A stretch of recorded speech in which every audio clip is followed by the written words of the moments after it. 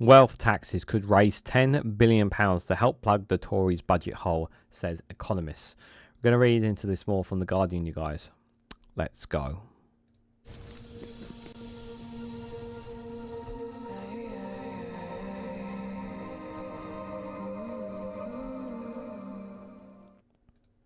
Good morning, good afternoon, good evening, wherever you are in the world. This is Reganelite here with an article from The Guardian with the headline that wealth taxes could raise £10 billion to help plug the Tory budget hole, said economists. Reforms to inheritance and capital gains tax could reduce £20 billion shortfall to combat the UK's widening wealth gap. Guys, while you're here, make sure you hit the like button and share across social media so others are notified of this video. So not just myself, but so many people, so many YouTubers, have said how much a wealth tax is really needed. This, like, even like a 1% tax increase, these capital gains and reforms to certain taxes and whatnot to raise the money that we need. I don't accept this premise that there is no money, that money can't be made. That money can be made. There is money there. It's just it's all about political choice, guys. It's always been about the political choice, the political will to be able to do something about the situation that the country, that the UK as a whole is in. It's always about choice and having the political will to do it. And sometimes it's not always about the political will, and sometimes it's about doing what the people who have put money in your bank account allegedly want you to do as well. I generally hope that some kind of wealth tax will come down the road, because it should be the wealthiest in society that should be paying more, not those who are on the middle and low incomes should not be paying any more. In fact, yeah, they should be getting it easier for them. I welcome that obviously they are looking to perhaps increase the public sector wages rises. This Labour government looking at that. It's not confirmed at the time of this recording, but I do welcome that they are looking at that very carefully, and I really do hope they get a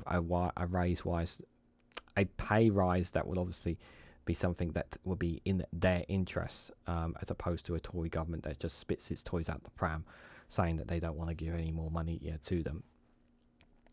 But when you have economists saying about wealth tax, how that wealth taxes are, you really should be like, well, this idea that people have is that if we tax the rich, they would leave. I just don't buy this for a second. I really, really don't. This whole fear mongering is fear mongering. It's scaremongering. Is what it is from people who are that, and they're probably wealthy people. They are probably wealthy people who don't understand that unless we tax those who have the most money in society, there is always going to be inequality. And while this won't fix the issues when it comes to the wealth equality in the UK, it is a start in the right direction. But this really should be a gimme. This really should be obvious. But Labour are very careful about what they say and how they do things. But I do hope the Chancellor Rachel Reeves does implement some kind of taxes on the rich so that they can pay a bit more of their fair share, because it would be in the best interest, not just for this government, but for the country as a whole. More money in the public finances. So Rachel Reeves could quickly find around £10 billion a year to plug half of the fiscal hole left by the Conservatives if she were to raise taxes on soaring levels of unearned wealth, according to leading economists. So new research by the Independent Resolution Foundation published today that finds that Britain is a country of booming wealth, but with busted wealth taxes leaving ample potential for the Chancellor of the Exchequer to raise desperately needed funds to raise taxes on the richest. The report finds that the level of wealth has risen from 4 times the national income when Labour was last in power to 6 times the national income today, despite recent rises in interest rates. But it says Britain is a country of huge wealth gaps, in which a family in the top 10 of the wealth distribution has £1.3 million more wealth per adult than someone in the middle of the distribution. Overall, the Resolution Foundation study finds that wealth inequality is nearly twice as high as income inequality, and it notes that on the eve of the pandemic, 3 in 10 families had less than £1,000 in savings, meaning that they lacked any real safety net. This was dramatically exposed during the cost of living crisis, when many families were unable to cope with rising prices and household bills. The report says that while wealth has become increasingly concentrated at the top, wealth-related taxes as a share of national income have remained low at around just 3% of national income. Key wealth taxes, notably inheritance tax, that's IHT, and capital gains tax, that's CGT, it says, are poorly designed to tax the wealth and would be ripe for reform in the Labour's Chancellor's first budget this autumn, helping Reeves meet her fiscal rule of having debt falling as a proportion of GDP in the last year of Parliament. So yeah, obviously we are going to get a budget this year at some point from Rachel Reeves, and it will be very interesting when that does come out. The report says the IHT has many generous reliefs, meaning that very wealthy often pay a low effective rate, and it argues that ending or limiting these would raise up to £2 billion a year, while also enhancing fairness. He also argues that if capital gains tax were to be linked to income tax rates, this would reduce incentives for the wealthy to change how they are remunerated to avoid tax. Raising CGT rates on shares to match the rate of tax on dividends could, for instance, raise up to £7.5 billion a year.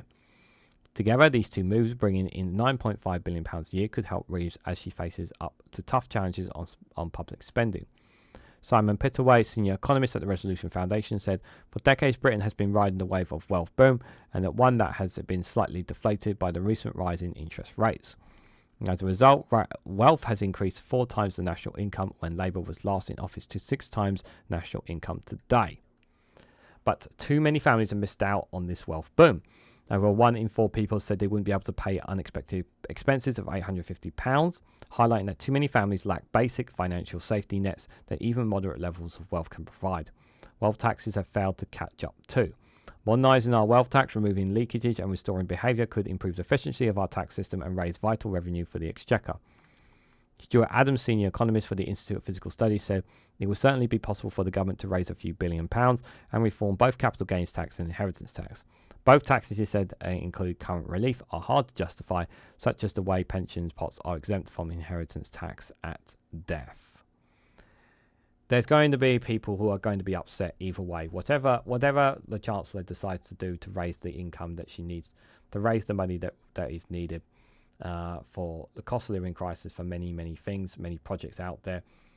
Whatever the Chancellor decides to do, she's going to upset somebody somewhere. But what she has to do is bridge the gap of equality.